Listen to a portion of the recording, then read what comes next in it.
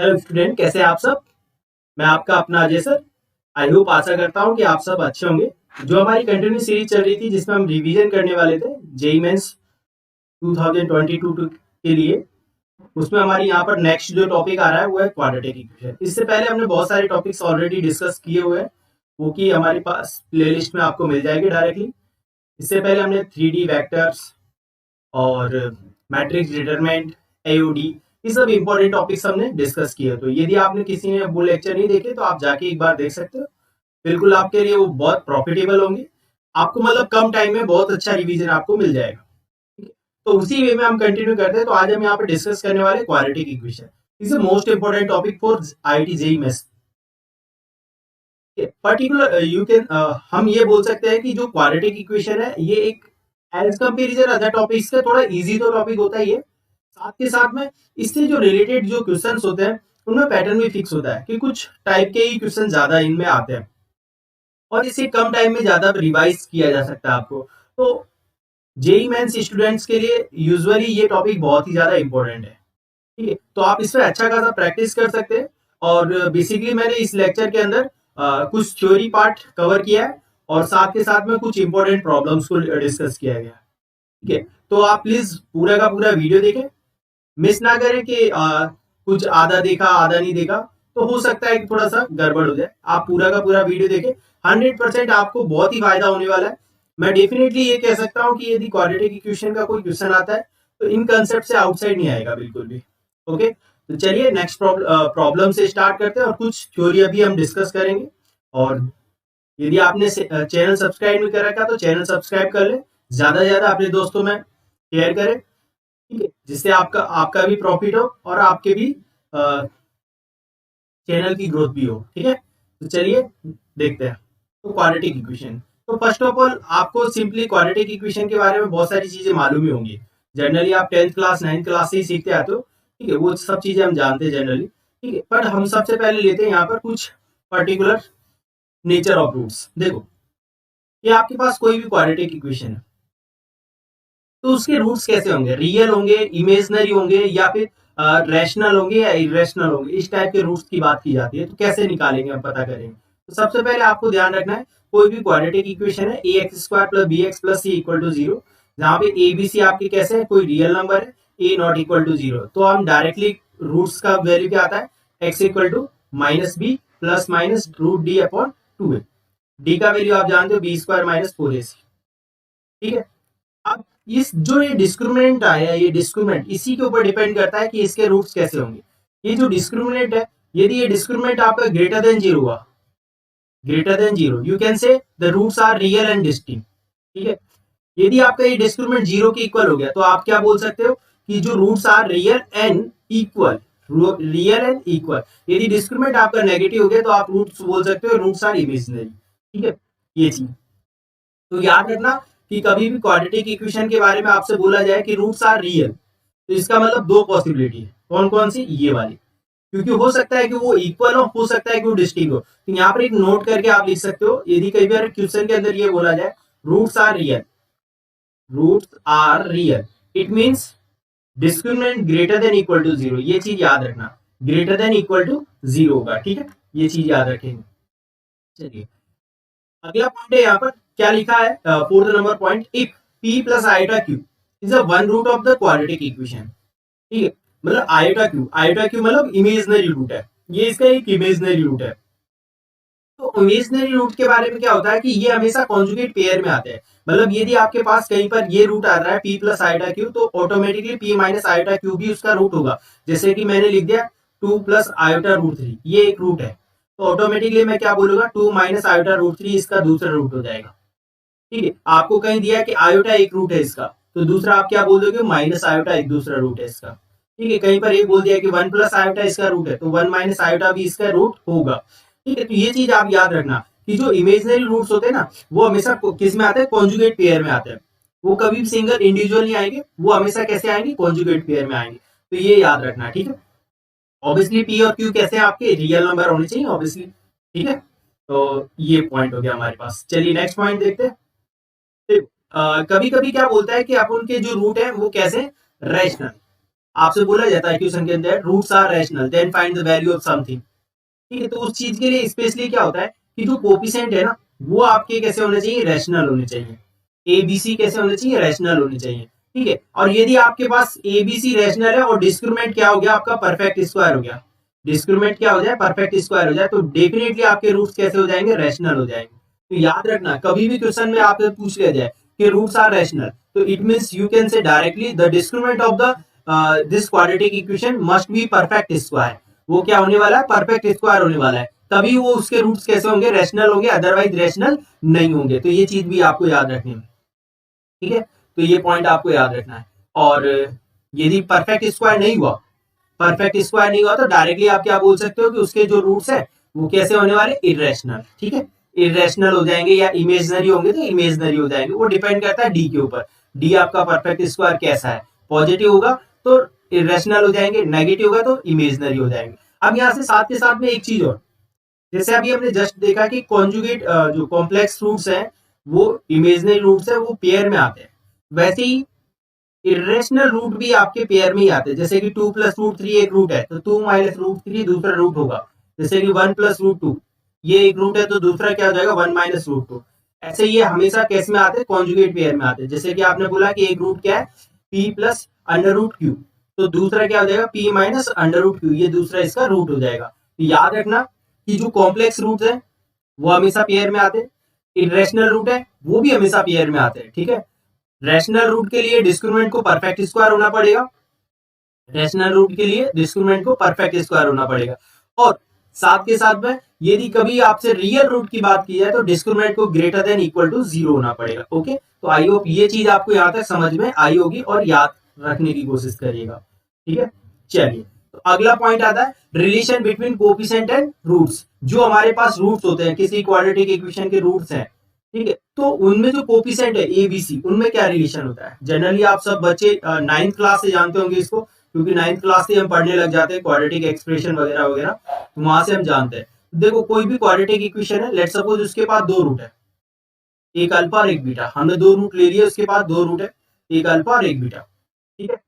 तो अल्फा और beta root है तो इसके बारे में सम ऑफ रूट पूछा जाए, आपके अल्फा और बीटा का सम क्या होगा, अल्फा प्लस बीटा, तो वो आता है माइनस बी अपॉन है। प्रोडक्ट पूछा जाए तो सी अपॉन है। और ऐसे ही आपसे है ना डिफरेंस पूछा जाए, डिफरेंस, तो याद रखना डिफरेंस भी क्या होता है आपका, alpha minus beta equal to root D upon modulus A. Modulus A इस वजह से लेते हैं क्योंकि हमें मालूम नहीं कि अल्फा माइनस बीटा है, बीटा माइनस अल्फा है, तो आप याद रखना रूट डी अपॉन मॉडुलस ए। और डी तो आपको जानते ही हो, डी आपका क्या होता है, डिस्क्रिमिनेंट होता है। तो ये चीजें आपको याद रखनी है, स्पेशली ये डिफरेंस वाला भी याद रखना है, क्योंकि जनरली सम और प्रोडक्ट तो आपको याद होता है बट डिफरेंस याद नहीं होता, तो याद रखिएगा। चलिए अगला, फॉर्मेशन ऑफ क्वाड्रेटिक इक्वेशन, मतलब आपके पास बोल दिया जाए कि if alpha beta are roots of quadratic expression, ठीक है, तो आप उसे क्या लिख सकते हो, X square minus sum of root, sum of root मतलब alpha plus beta into x plus product of root alpha into beta equal to 0, ये आपकी इक्वेशन बन जाएगी। आप इसी चीज को ऐसे भी लिख सकते हो कि कोई भी एक्सप्रेशन है A X square plus B X plus C equal to 0, as alpha beta इसके दो रूट है, तो आप यहाँ पे ये चीज लिख सकते हो, हमेशा याद रखिएगा A X square plus B X plus C इसके दो रूट है, तो इसे आप ऐसा लिख सकते हो A into X minus alpha X minus beta. देखो मेन पॉइंट मैंने यहाँ पर क्या लिखा है, वो ये लिखा है ए, तो ये चीज याद रखना, क्योंकि ये लिमिट कंटिन्यूटी और डिफरेंशियलिटी वाला जो चैप्टर होगा ना, वहां पे ये ए बहुत मैटर करता है, उसकी वजह से वैल्यू बहुत चेंज हो जाती है लिमिट की। तो ये चीज याद रखना कि किसी भी क्वाड्रेटिक एक्सप्रेशन के दो रूट है, अल्फा और बीटा, तो अल्फा और बीटा दो रूट है, तो उस इक्वेशन को हम कैसे लिख सकते हैं, A into X minus alpha X minus beta. अब ए की वैल्यू डिपेंड करती है इक्वेशन के ऊपर, इक्वेशन में ए की वैल्यू 1 होगी तो 1 डाल दीजिएगा, 2 होगी तो 2 डाल दीजिएगा, और जो भी अलग डिफरेंट डिफरेंट होगी वो डाल दीजिएगा, ठीक है। तो ये चीज आपको समझ में आनी चाहिए। फॉर्मेशन कैसे करेंगे, simple, x square minus sum of root into x plus product of root, ठीक है। चलिए, कभी कभी क्या है कि कुछ एक्सप्रेशन होते हैं हमारे पास, सम इंपोर्टेंट एक्सप्रेशन, कि जैसे कि alpha square plus beta square, इसको निकालना है। अब इसको अल्फा प्लस बीटा और अल्फा इंटू बीटा की फॉर्म में निकालना होगा, क्योंकि आपको मालूम है सम अल्फा प्लस बीटा तो आपको इक्वेशन से मिल जाएगा, प्रोडक्ट भी आपको इक्वेशन से मिल जाएगा। तो यहाँ पर आपको क्या करना है, जब भी आपको alpha square plus beta square निकालना हो, तो उसे कैसे निकालेंगे, अल्फा प्लस बीटा का whole square minus 2 alpha beta. Cube निकालेंगे तो कैसे निकालेंगे, अल्फा प्लस बीटा का whole cube minus 3 alpha beta into alpha plus beta. ऐसे ही अल्फा माइनस बीटा का होल स्क्वायर निकालेंगे तो वो बनता है अल्फा प्लस बीटा का whole square minus 4 alpha beta. ऐसे ही पावर 4 निकालते हैं, अल्फा की पावर 4 बीटा की power 4, this can be written as alpha plus beta का whole square minus 2 alpha beta, इसका भी whole square is equal to 2 time alpha square beta square. तो ये चीज आपको थोड़ा सा याद रखना है, 2 time alpha square beta square. Okay, ये 2 time alpha square beta square, ये यहाँ पे beta square, 2 time alpha square beta square. ठीक है, ये चीज याद रखिएगा। तो ये थे हमारे पास कुछ बेसिक कंसेप्ट जिसमें आपको बेसिक आपको रूल याद रखने कि क्या रूट सम ऑफ रूट होता है, क्या प्रोडक्ट ऑफ रूट होता है। साथ के साथ में हमने ये भी देखा कि कुछ पर्टिकुलर एक्सप्रेशन है, रैशनल रूट की क्या कंडीशन होगी, इरेशनल रूट की क्या कंडीशन होगी। तो ये आपको बेसिक इंफॉर्मेशन आपको मालूम होनी चाहिए। तो अब इस पे हम कुछ प्रॉब्लम्स कर लेते हैं और उससे आपको डेफिनेटली आइडिया लग जाएगा कि कैसे हमारे क्वेश्चन यहाँ पर आते हैं और कैसे क्वेश्चन हम एग्जाम में हमसे पूछे आते हैं। ठीक है, तो चलिए प्रॉब्लम्स देखते हैं कुछ। देखो, the product of the roots of the equation.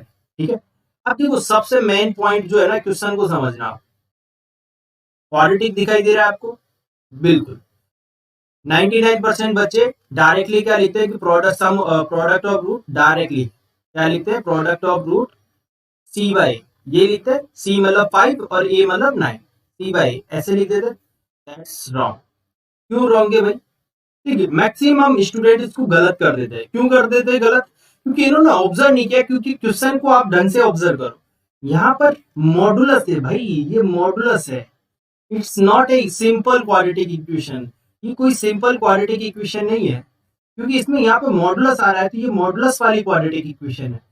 ठीक है, तो ये डायरेक्टली आप नहीं बोल सकते हो कि प्रोडक्ट ऑफ रूट ये आ जाएगा इसका। तो इसको सॉल्व करना होता है। कैसे सॉल्व करते हैं, देखो आपको याद रखना है हमेशा कि जो एक्स स्क्वायर है ना वो as A modulus X square ही होता है हमेशा। एक्स स्क्वायर को क्या लिख सकते हैं, मॉडुलस एक्स स्क्वायर। तो जो हमारी इक्वेशन है ना वो बेसिकली कन्वर्ट हो गई इस टाइप से, ये। ओके, अब आप क्या कीजिए, इस टाइप की जो भी प्रॉब्लम्स को सॉल्व करने का जो तरीका है वो क्या है कि यहाँ पर भी स्क्वायर है मॉडुलस का, यहाँ पर मॉडुलस एक्स है, तो आप क्या कीजिए, लेट कर लीजिए modulus x equal to t. इस वाले कंसेप्ट पर, लेट वाले कंसेप्ट पर बहुत क्वेश्चन आए हो, मैं आपको प्रॉब्लम्स भी कराऊंगा आपके। तो ये क्या बन गया, 9t स्क्वायर 18t प्लस 5।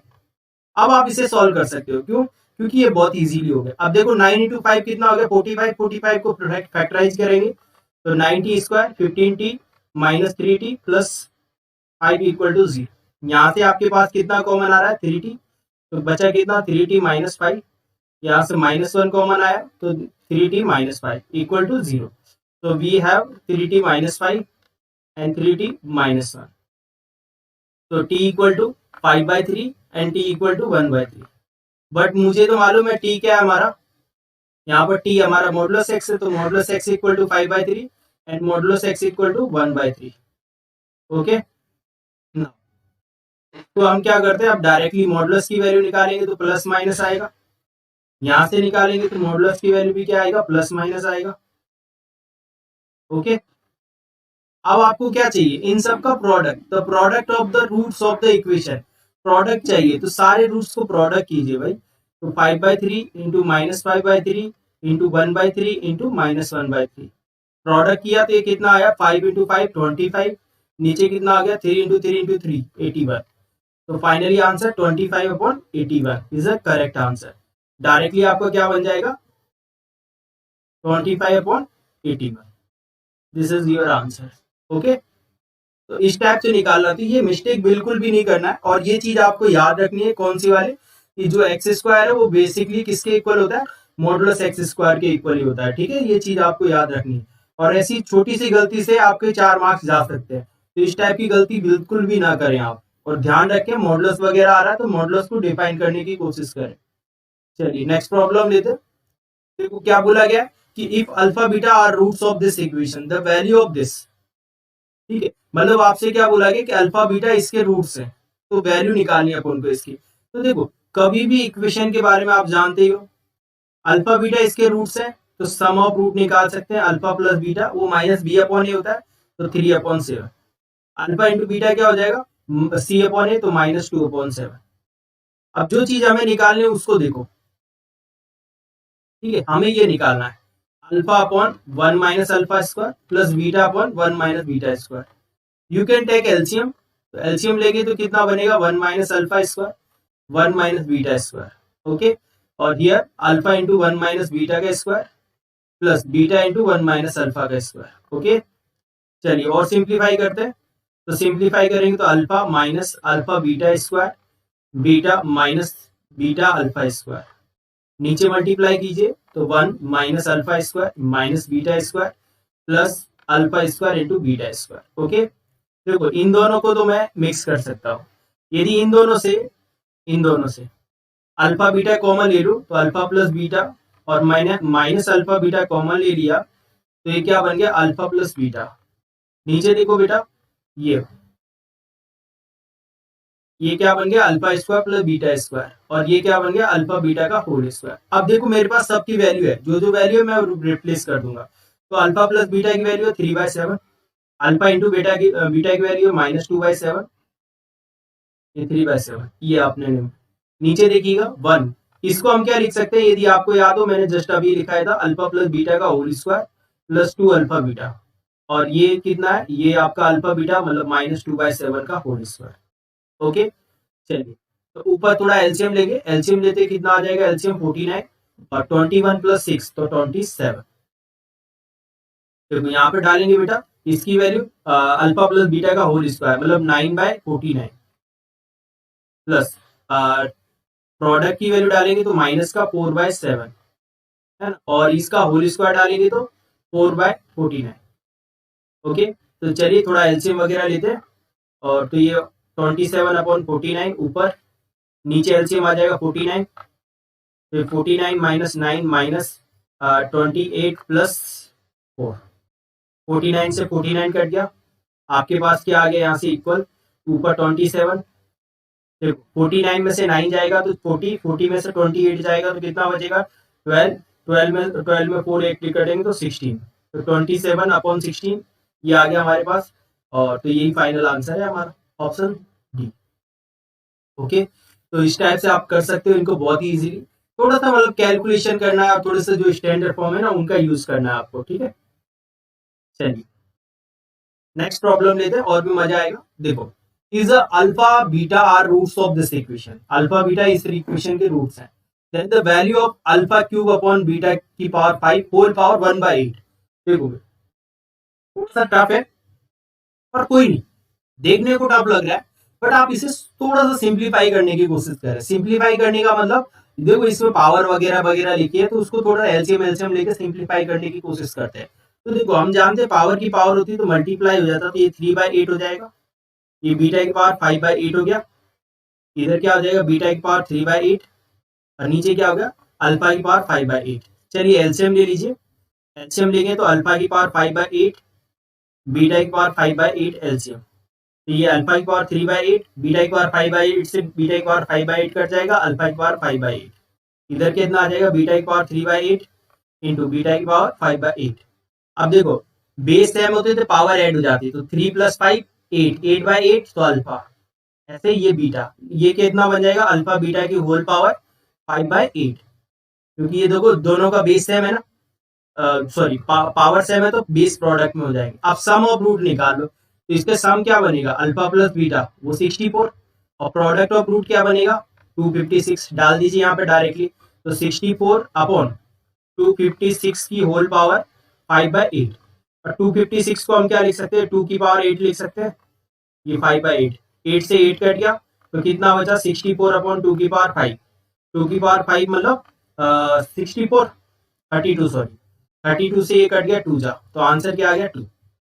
इस टाइप से देखो जितना ज्यादा टफ होगा ना क्वेश्चन, आप ये समझ के चलो कि क्वाड्रेटिक इक्वेशन का क्वेश्चन जितना भी टफ होगा उतना ही इजी होगा।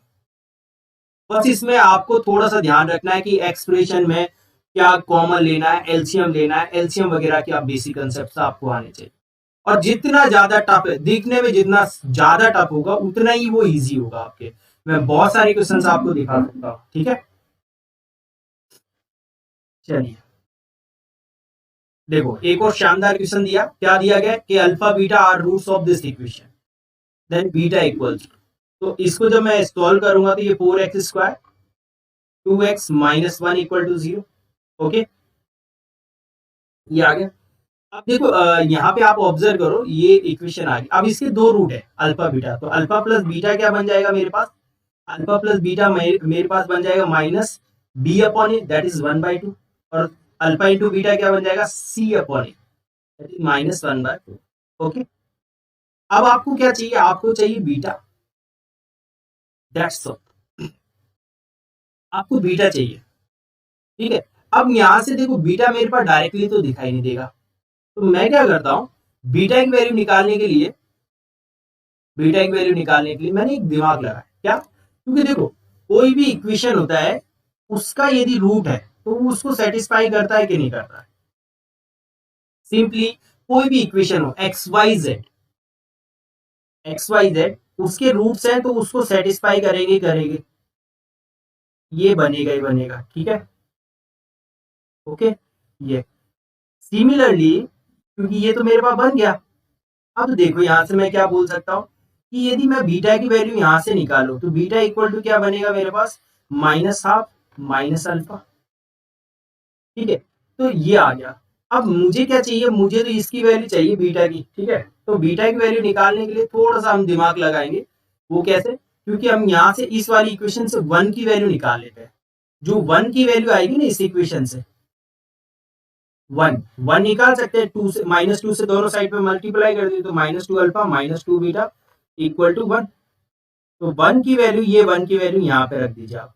जैसे ही रखोगे 2 alpha plus 1 this is equal to -2 alpha -2 beta.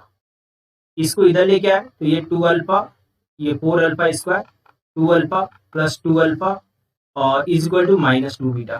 Okay, अब देखो यहाँ से ये क्या 2 से 2 कट जाएगा ये सारा, 2 अल्फा स्क्वायर 2 अल्फा है ना is equal to minus beta. तो मुझे किसकी चाहिए, बीटा की वैल्यू, तो बीटा इक्वल टू क्या होगा, माइनस उधर भेज दो, -2 अल्फा स्क्वायर प्लस 2 अल्फा। यहाँ से आप देखो ऑब्जर्व करोगे, यहाँ से आप कॉमन ले सकते हो। क्या कॉमन ले सकते हो, ये ले सकते हो कॉमन, माइनस का 2 अल्फा कॉमन ले लिया तो अल्फा प्लस 1 बचा। तो ऑप्शन क्या हो गया आपके पास, बी। देखो सिंपल तरीका था पर थोड़ा सा क्रिटिकल था।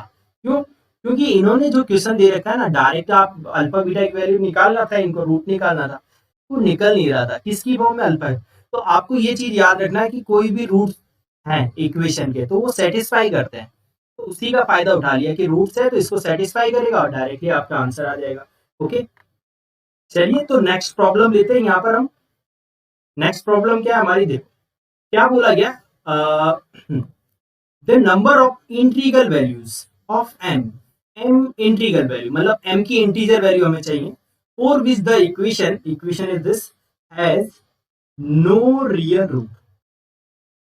You know what is the condition of no real root?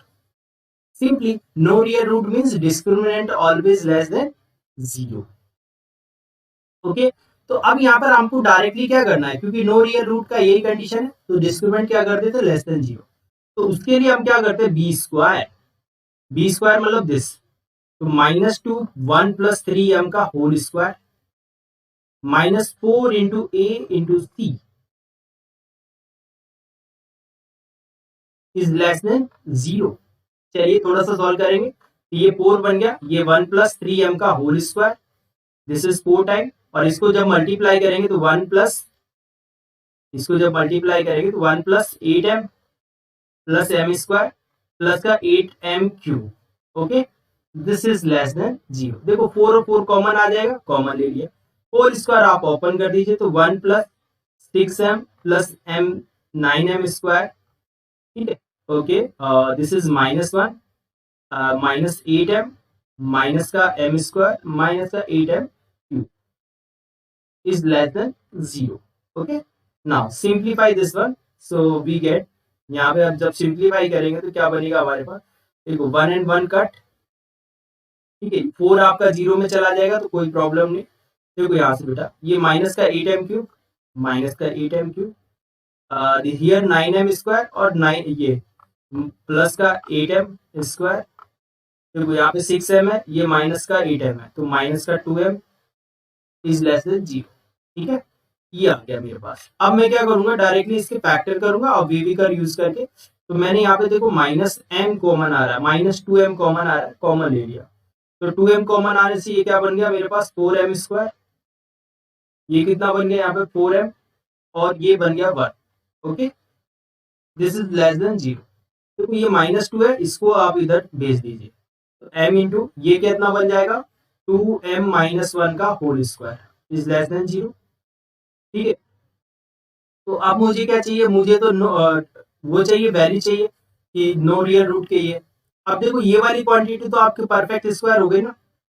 अब परफेक्ट स्क्वायर हो गया तो इसका मतलब ये तो ऑलवेज रियल है, हटा दीजिए। तो m इज लेस देन 0, और m is less than 0 means infinite integral values कितने आ जाएंगे, इनफाइनाइटली मैनी वैल्यूज, क्योंकि इस वाले इंटरवल में तो बहुत सारी आएंगे इनफाइनाइटली मैनी वैल्यूज। ठीक है, तो ऑप्शन क्या हो जाएगा, थर्ड ऑप्शन हो जाएगा आपका।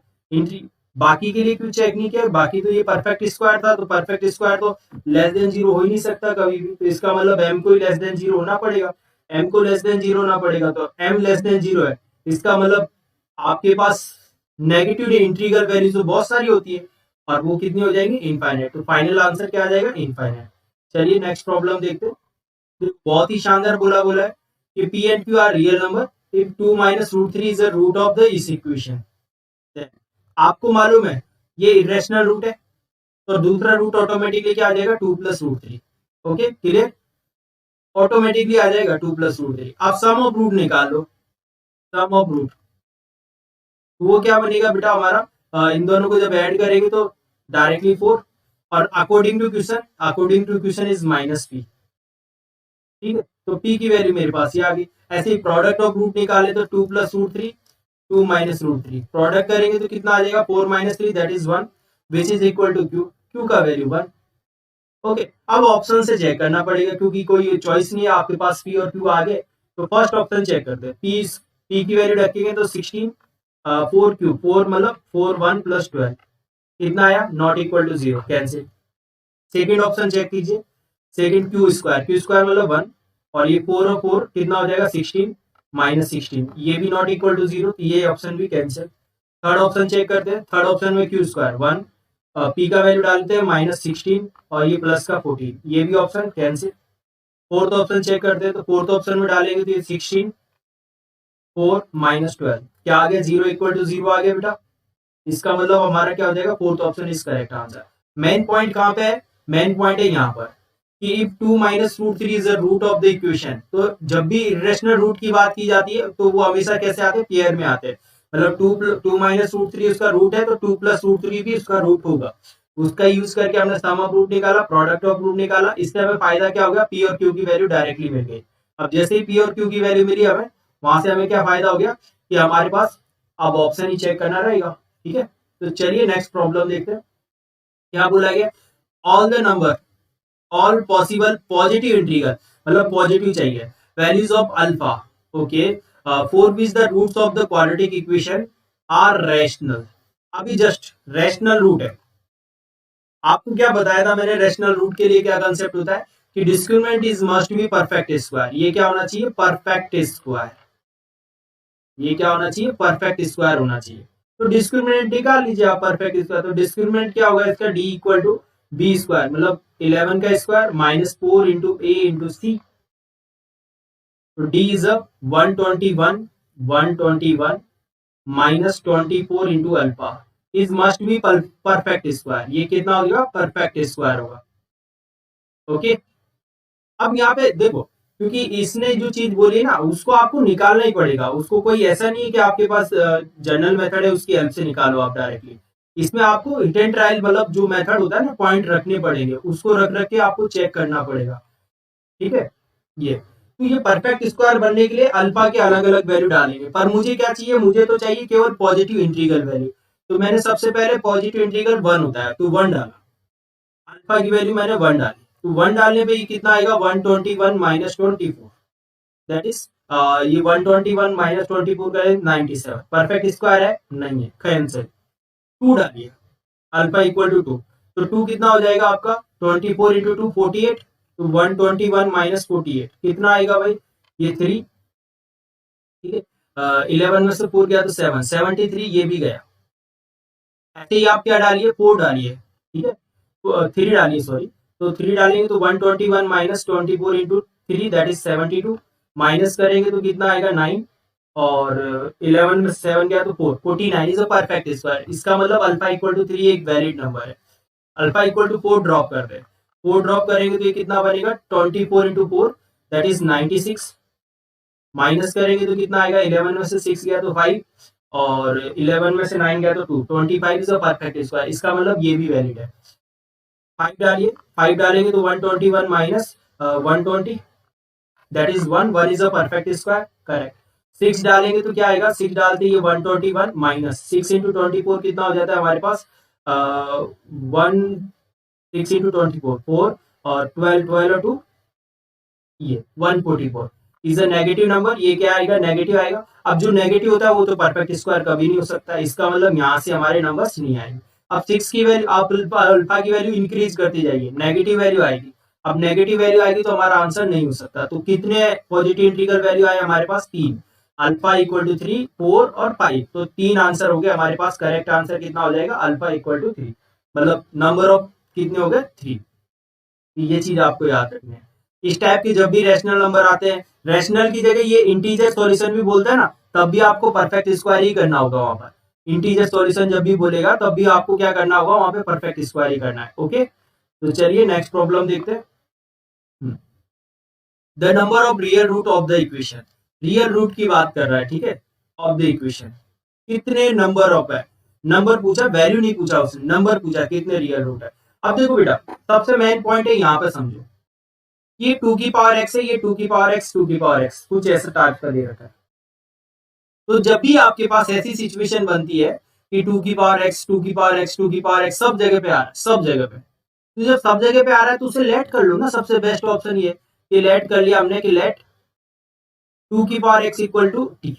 जैसे टी मानता है, ये क्या हो गया हमारे पास 5 प्लस टी माइनस 1 का modulus equal to t, t minus 2 equal to या इसका मतलब ये तो बहुत इजी हो गया हमारे लिए, क्योंकि ये तो T square minus 2t minus का मॉडुलस टी माइनस 1 और माइनस 5 इक्वल टू 0। ठीक है, अब तो बस इसको सॉल्व करना है और आपका काम बन जाएगा। ठीक है, बाद में हम क्या करेंगे, एक्स की वैल्यू निकालने के लिए 2 की पावर एक्स को टी की इक्वल कर देंगे, वैल्यू आ जाएगी। तो जब भी आपकी ऐसी सिचुएशन बने 2 की पावर एक्स, 2 की पावर एक्स, 2 की पावर एक्स आए, 3 की पावर एक्स, 3 की पावर एक्स, 3 की पावर एक्स आए, जब modulus x, modulus x, modulus x आए, या कोई सिंबल ऐसी चीज बन रही हो जो क्वाड्रेटिक में कन्वर्ट कर रही हो, तो उसे आप लेट कर सकते। अब देखो बेटे, यहाँ पे ये मॉडुलस है, ठीक है, तो मॉडुलस को डिफाइन करना पड़ेगा। विदाउट मॉडुलस डिफाइन नहीं किए काम चलेगा। तो यदि आपको याद हो कि मॉडुलस कोई भी हो, उसकी दो वैल्यू आती है, एक आती है टी माइनस 1, एक आती है माइनस टाइम टी माइनस 1। ये कब आता है, जब टी की वैल्यू आपकी 1 से ग्रेटर देन इक्वल हो, और ये कब आता है, जब लेस देन। तो आप केस बनाओगे यहाँ पे, केस फर्स्ट क्या बनाए, when t is greater than equal to 1। तो ये क्या बन जाएगा, 2 t square minus 2t minus t minus 1 minus 5 equal to 0। Basically क्या आ गया, t square minus t t minus 4 equal to 0। Okay, इसके फैक्टर कर लीजिए आप। तो फैक्टर करेंगे तो 4 कैसे फैक्टर ये आ जाए, तो टी माइनस 4 और टी प्लस 1। ओके, तो यहाँ से टी की दो वैल्यू है, एक तो 4 और एक माइनस 1। पर उसने क्या बोला है कि टी इज ग्रेटर देन 1, तो माइनस 1 तो हो नहीं सकता, इसका मतलब टी इक्वल टू 4 होगा। अब टी इक्वल टू 4 होगा तो, बट टी तो नहीं था मेरे क्वेश्चन में, मेरे क्वेश्चन में तो क्या था 2 की पावर एक्स, तो 2 की power x equal to 4 that is x equal to कितना आ जाएगा 2। एक आंसर मेरे पास क्या आ गया, x इक्वल टू 2, एक आंसर आ गया। ऐसे ही और भी आंसर्स निकालेंगे। अब देखो, इनको डिफाइन करना पड़ेगा हमें, बाकी बहुत इजीली सॉल्व हो जाएंगे ये हमारे पास। ठीक है, चल पहला केस ये था। अब दूसरा केस लेते हैं, जब t is greater then, when t is less then 1। ठीक है, केस 2 है। अब केस 2 है तो इसका मतलब ये तो नेगेटिव हो गया, यहाँ पर कितना आ जाएगा, ये माइनस 2t, ये minus minus plus t minus 1 minus 5 equal to 0। तो ये कितना हो गया, t square minus t minus 6 equal to 0। अब इसके फैक्टर कर लीजिए, तो इसके फैक्टर तो आप जानते हो, टी के ऐसे फैक्टर के 3 और 2, तो ये कितना हो जाएगा, टी माइनस 3 और टी प्लस 2, ये इसके फैक्टर आ गए। तो यहाँ से टी की दो वैल्यू आ गई, एक तो 3 और एक -2। बट -2 यहाँ पे 3 नहीं ले सकता हूँ। क्यों नहीं ले सकता हूँ? क्योंकि 3 लूंगा तो विच इज लेस देन 1 नहीं है, तो 3 नहीं आ सकता, तो t इक्वल टू -2 आएगा। पर t की वैल्यू क्या थी? 2 की वैल्यू 2 की पावर x ही थी, तो 2 की पावर x तो हमेशा पॉजिटिव होता है, ये आंसर कैंसिल। तो आपका फाइनली आंसर केवल क्या बचा? केवल ये एक ही ऑप्शन बचा, ये वाला। तो नंबर ऑफ रियल सॉल्यूशन कितने हो गए? ओनली x, ओनली 1, वो भी क्या? x equal to 2। तो इस टाइप से आप निकाल सकते हो बिल्कुल इजीली। ओके, तो ये रहेगा आपका बेसिक कंसेप्ट, जहां पर हम क्या निकाल सकते हैं, लेट करके क्वाड्रेटिक इक्वेशन को सॉल्व कर सकते हैं। ऐसे ही ये एक और है, उसी टाइप का क्वेश्चन है, सेम टू सेम। आप कंसेप्ट देखो क्या लिखा है, under root x, under root x, under root x. तो लेट कर लीजिए आप under root x, x is greater than 0, x की वैल्यू ग्रेटर देन 0। तो अंडर रूट एक्स को हमने टी मान लिया, let suppose this is t. T है तो बेटा ये टी -2, ये t into t -4 plus 2 equal to 0। Okay, अब फिर से वही कंसेप्ट रहेगा, डिफाइन करेंगे। तो इस बार क्या हो जाएगा, इस बार व्हेन केस फर्स्ट लेंगे, जब टी आपका ग्रेटर देन इक्वल टू 2, जब ग्रेटर देन 2 होगा इसका मतलब इसकी वैल्यू क्या आएगी? पॉजिटिव। सेम टू सेम है लास्ट वाले क्वेश्चन से जैसे ही।